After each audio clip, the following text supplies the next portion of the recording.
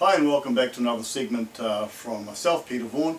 And what I want to talk about at the moment is something I've been discussing with a student recently, and I just want to go over it with you because it has a lot to do with how this works for you. It's your purpose in life, and it's based entirely on the way in which you operate. So when I tell a person, as they often ask, what is it in life that my job is, my purpose is, and I'm saying, hey, you don't quite understand who you are, therefore you can't perform the way that would best benefit your future. So in looking at this, we all have this brain. Now the brain's up here, and as we're born it's taking in information, but it has no comprehension. That's just purely where it's at. It gathers information and it's clever enough after a while to pick up comprehension through another media, which I don't want to talk about right now, but I'll go into that. It's to do with names.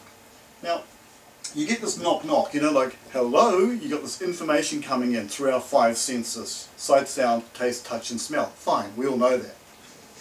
And that goes into the brain. Now the brain is like a filing cabinet. It's just a place that stores information and does other things. So the filing cabinet here, it says uses the language that we have.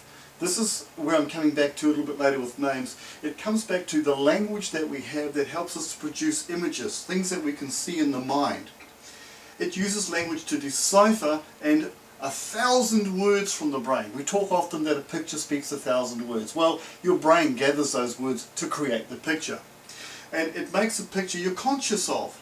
You're only conscious when you understand what it is or aware of it. You comprehend the image. You can often see something and have no understanding of what it is, like those puzzles where they have black and white images and you look at it one way and you look at it the other and it changes from an old lady to a young woman, that kind of thing. So your mind can see it, and once it sees it, it then gives an order to the body, and it gives the order from the brain through the central nervous system for the body to act. Now, if the brain is damaged, the mind is gone. Once your mind is gone, you cannot act as a normal, everyday person with a good, healthy body can do. So you can't act because you can't think. You can't think because you have no comprehension. You could have Alzheimer's disease, dementia. There's drugs or there's some injury which is affecting the mind, or the brain, so it can't affect the mind. It can't give you a clear picture. Like watching a movie that's really fuzzy, you just can't see the film. So the body then goes into two forms to create results. It either emits a feeling, which I'm going to use just as one medium, or an action, which is the other medium. The first medium is an emotional kick out from the body. The other one is I'm going to lift, push down, walk, whatever I'm going to do, even speak. And what happens here is, this is an image I've created here of the Earth and its environmental atmosphere. It's the stuff that we are living in. And beside that, I've got here an image of what I work with when I'm teaching mind stuff. With information coming in to the body area of you, you've got three areas. You've got a mind, which is your screen, the image that you see things on. You've got a brain, which stores the information and assesses and processes it. And you've got a body that does the work of taking in and sending out information. So the information comes into the body and goes directly through to the brain. The brain's got to find files that it has stored in harmony, in tune, totally in sync with the information coming in that it's already stored, and it finds the file and brings the two together, amplifies it. Gets all these bits and fires it up to the mind where you can see things. Now the mind is where you go, I understand what you're saying. So the mind now sees a picture and can create, using its brain, the ideas of what it must do. So it then goes back to the brain and says, tell the body to go into action, please. And here's where it comes out of the body. Two things take place: your emotion or your action. And of course, emotion is an energy in motion. When you study martial arts, you'll feel how you can use that energy to do all sorts of wonderful things, for the right purposes, of course. And an action, like act I on.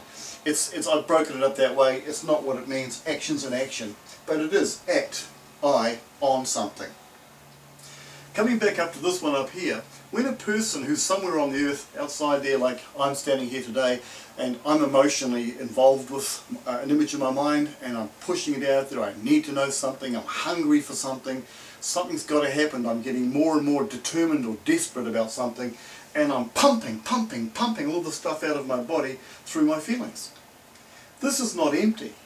Our environment is so dense. I often say to people, if you think there's nothing between me and you, and I can't feel it by putting my hands around, you try getting inside a cockpit of a supersonic jet fighter or some plane like that and pull the side window open inside the cockpit and stick your head out, to see what the outside looks like. Your head would be ripped off your shoulders, because the no thing out there, or nothing as you call it, is something when you start to change the outside conditions, in this case speed. So a person thinks the thoughts that are really intense, and the thoughts come from the gut area kicking out, mainly there because that's where the biggest mass of nerves is in your body, outside of the brain, which has no emotional feeling. And it goes around the atmosphere, around the world. And somebody over here in a completely different place, could be next door, could be across the other side of the world, picks up this vibe, picks up this energy, picks up this feeling that you're popping out, this emotion, and it affects them. But they don't even know they're receiving this information, because it's in the form of a wave of energy that's a harmonic. The body picks it up like a transmitter-receiver system, takes it in through the receiver, goes up to their focus inside their mind and brain and activities, and it goes out again. And after a while, two people might get the idea, we should make contact, and so they pick up the phone and talk to each other. You've often had that.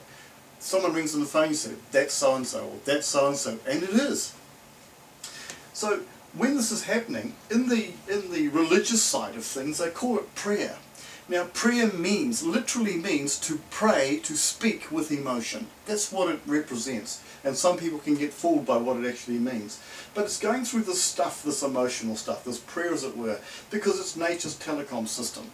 Now when you understand how this works, most people are failing in life because they do not know what their purpose or their point is. And that's what I'm going to capture next, just discussing that point. So watch the next video on this one, which is about names, and I'll go into it straight away, so I'd like you to hang in there. My name's Peter Vaughan. Nice to see you. Bye now.